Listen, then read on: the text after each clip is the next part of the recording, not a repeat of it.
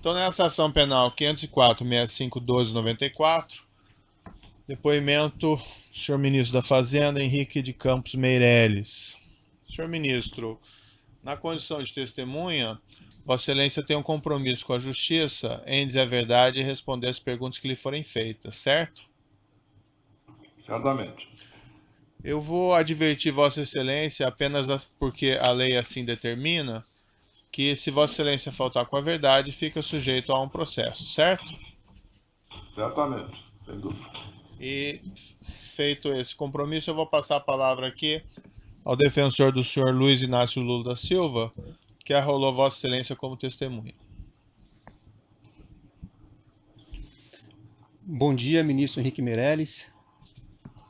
Bom dia.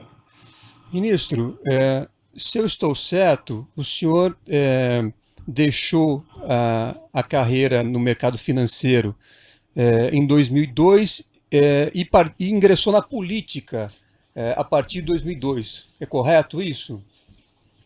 É correto. Eu era presidente do Fleet Boston Financial, que é era um banco norte-americano, hoje parte do Bank of America Corporation.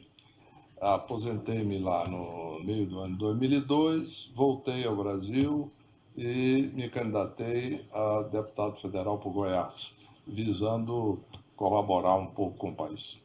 Correto. E por qual partido o senhor se candidatou e foi eleito, ministro? Eu me candidatei pelo PSDB e fui eleito pelo estado de Goiás. Perfeito.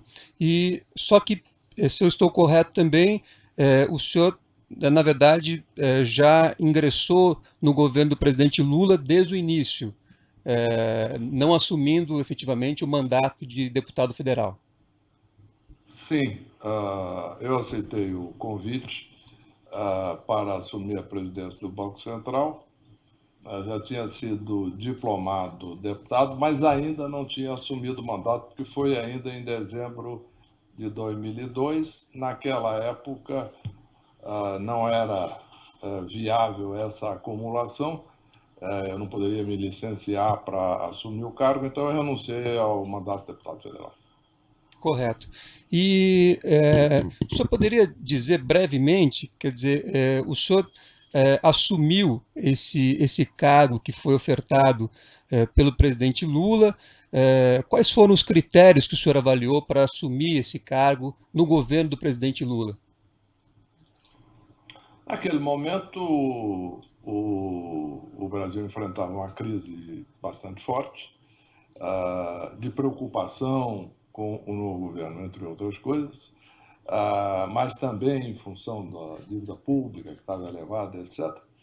E eu tinha uma experiência que eu julgava ser útil neste momento. E como eu tinha decidido voltar ao Brasil e me dedicar a cooperar com o país num certo período, eu achei que nesta posição eu poderia fazê-lo, desde que com a independência devida a um Banco Central.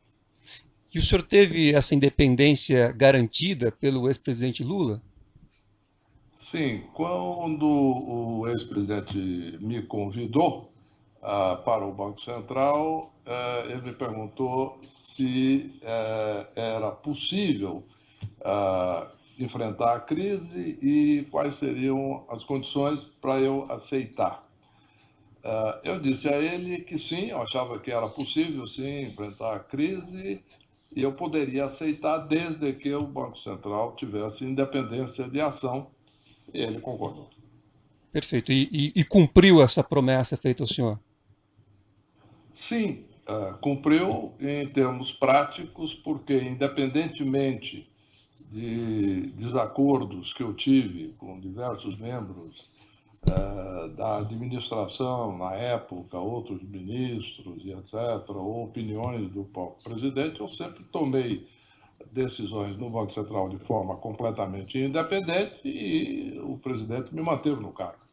Correto. Em 2004, foi editada uma medida provisória que deu ao senhor o status de ministro e o senhor passou a se reportar, portanto, diretamente ao presidente da República, ao então presidente Lula, correto? Correto, foi isso mesmo. Perfeito. E Ah, ah, só uma observação: isso é uma prática comum em todos os bancos centrais de países relevantes, na medida em que, até aquela época, o Banco Central, o presidente do Banco Central, se reportava ao ministro da Fazenda, que, do ponto de vista conceitual dos bancos centrais, é inadequado. correto. E o senhor ficou no governo qual período? O senhor pode declarar? Eu assumi no início de 2003, logo no primeiro dia de governo, e fiquei até o dia 1º de janeiro de 2011. Correto. Então, o senhor ficou, na verdade, na presidência do Banco Central durante todo o governo do ex-presidente Lula. Sim. Correto. E o senhor, com essa longevidade, com esse cargo de ministro de Estado, reportando-se diretamente ao ex-presidente Lula, o senhor, em algum momento, identificou alguma prática indevida do ex-presidente Lula? Por exemplo, ele comandar um esquema de corrupção nesse governo? A minha relação com o presidente Lula era totalmente focada em assuntos relativos ao Banco Central e à política econômica, e nesta interação eu nunca vi ou presenciei nada que pudesse ser identificado como algo ilícito ou ilegal ou qualquer coisa. Perfeito. A minha relação direta. Correto. O senhor, a imprensa noticiou recentemente que o senhor, no momento, está fazendo negociações ou interagindo com parlamentares no que diz respeito à reforma da Previdência. Durante o governo Lula, o senhor também teve, em algumas oportunidades, ao menos, em que o senhor interagiu com parlamentares, buscando defender interesses do governo? Ou da área que o senhor atuava no governo? Não. O cargo de ministro da Fazenda é um cargo que tem, por definição, inter-relação direta, na medida em que, inclusive, estamos propondo diversas emendas constitucionais, etc., que envolvem diretamente a negociação com o parlamento. No caso do Banco Central, isso ficava restrito a situações específicas, por exemplo, depoimentos na Comissão de Assuntos Econômicos do Senado ou prestação de contas do Banco Central ao Congresso, etc., que ocorrem regularmente, segundo os termos definidos pela legislação. O Banco Central não se envolveu em políticas gerais de governo ou inter-relações com parlamentares, sobre outros assuntos não relacionados diretamente às funções do Banco Central. Correto. Mas mesmo nesse contato que o senhor teve com parlamentares, objetivando cumprir, enfim, funções ali inerentes ao Banco Central, o senhor tomou conhecimento de algum dado concreto que pudesse indicar que o governo do presidente Lula teria promovido a compra de apoio parlamentar, objetivando expandir a sua base parlamentar de apoio?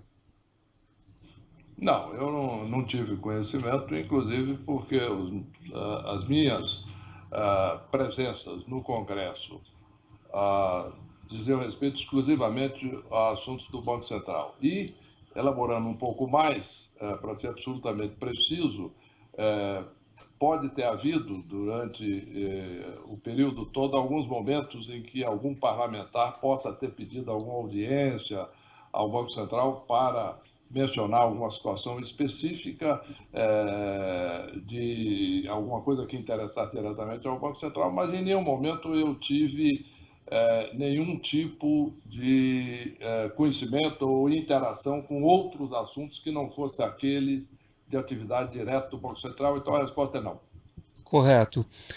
O senhor poderia dizer brevemente, quer dizer, a política macroeconômica adotada durante o governo Lula, aliada às estratégias de transferência de renda e aquecimento interno da economia, quer dizer, se isso foram se isso gerou resultados positivos para o país? Sim, o grande fator daquele período foi, em primeiro lugar, a estabilização da inflação, a estabilização da economia brasileira, e, em consequência, a queda dos custos financeiros, de financiamento do Tesouro e das empresas, etc. E isso é o que gerou o aumento do crédito e o aumento do crescimento. Paralelamente, o governo implantou políticas de cunho social visando a complementar renda ou suprir renda para a camada de menor capacidade de rendimento da população, e acredito que isso foi um processo complementar, sim, da recuperação econômica do Brasil. Correto. Então, pelos elementos que o senhor tem, quer dizer, o governo do presidente Lula foi um governo que trouxe benefícios ao país, e não um governo que tenha buscado benefícios pessoais para os governantes e pessoas do alto escalão do governo. Vou indeferir essa pergunta, doutor, não é uma pergunta apropriada, perguntando a opinião da testemunha e ela responde sobre fatos apenas. Eu louvo o indeferimento de Vossa Excelência e gostaria de fazer o registro de que esse critério de Vossa Excelência se aplique também a todas as perguntas feitas, porque nós estamos ouvindo acho que são já 69 testemunhas, em diversas oportunidades a defesa fez impugnação justamente com base nesse critério, ora adotado por Vossa Excelência. Mas eu respeito e louvo. A impressão é que a defesa está fazendo propaganda política do governo anterior, não é apropriado. Aqui existe um objeto da acusação bem delimitado, então fica indeferida essa pergunta. Não, propaganda política eu não estou fazendo, Excelência, até porque eu sou advogado e não cabe a mim fazer nenhum tipo de consideração de natureza política. Eu só estou enfrentando a acusação difusa que o Ministério Público lançou nos autos. Tem alguma pergunta sobre os fatos do processo, doutor? Para testemunha? Até agora eu fiz perguntas sobre fatos que estão narrados na denúncia. Tem mais alguma pergunta sobre fatos do processo?